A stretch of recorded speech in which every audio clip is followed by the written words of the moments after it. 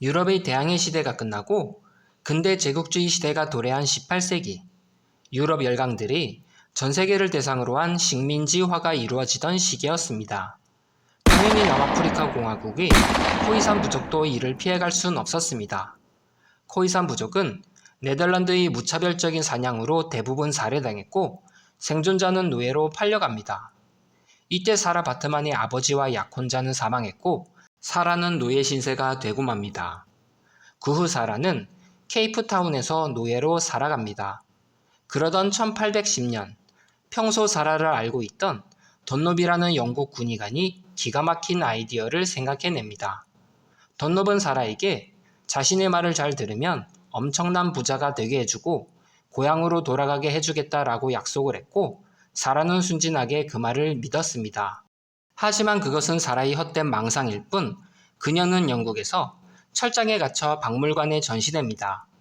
사라 입장에서는 참으로 어이없고 황당한 일이었습니다. 사라에게 대체 무슨 일이 일어났던 것일까요? 사라를 데리고 영국으로 건너간 던롭은 진귀한 물건을 모아 박물관을 만든 윌리엄 블록에게 사라를 팔려고 했습니다. 하지만 블록은 그저 박물관 주인이었고 인간인지 동물인지 모를 그녀를 구입하기에는 찝찝했기에 거절을 합니다. 그때 당시 유럽 사람들은 자신들을 제외한 모든 전 세계 인종에 대한 아주 괴상한 선입견이 있었습니다. 그중 아프리카인에 대한 선입견은 엄청난 생식기의 크기와 아주 작은 뇌를 가지고 있다는 소문이 대표적이었습니다.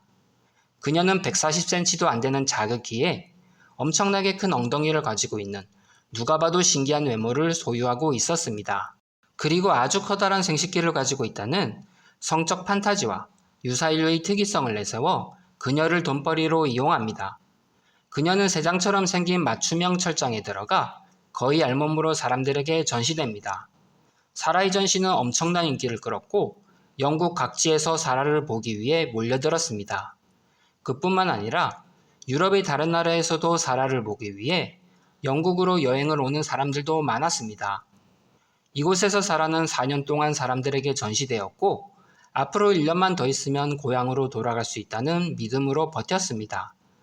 하지만 던롭은 인권단체들이 노예제도를 반대하며 항의하자 노예제도가 아직 살아있는 프랑스로 사라를 팔아버립니다.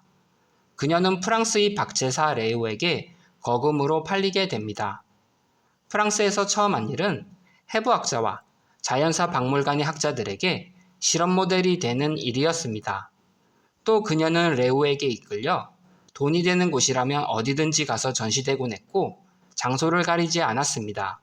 대학교, 박물관, 술집, 레스토랑 등등 많은 장소들을 돌아다니며 사람들이 구경거리가 됐습니다. 사람들은 그녀를 호텐토르 비너스라고 불렀습니다. 호텐토르는 코이산 부족을 비하할 때 부르던 말이었고 직역하면 미개인 여신, 유인원 여신이란 뜻입니다. 이렇게 수년 동안 짐승 취급을 받던 사라의 심정을 그 누가 알 수 있을까요? 정말 안타깝기 그지없습니다.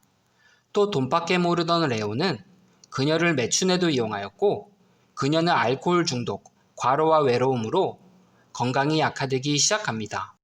그러던 1815년 사라는 25살의 나이로 비참한 삶을 마감합니다.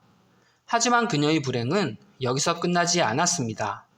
그녀는 사망한 바로 직후 프랑스의 과학발전이라는 이름으로 해부됩니다. 그녀의 뇌와 생식기는 표본으로 만들어졌고 그녀의 몸은 박제화되어 인류학 박물관에 전시되었습니다. 그녀의 박제는 1815년부터 2002년까지 200년 가까이 박물관에 전시되었습니다. 1994년 남아프리카 대통령 넬슨 만델라는 사라 바트만의 유해를 고국으로 송환할 것을 요청합니다.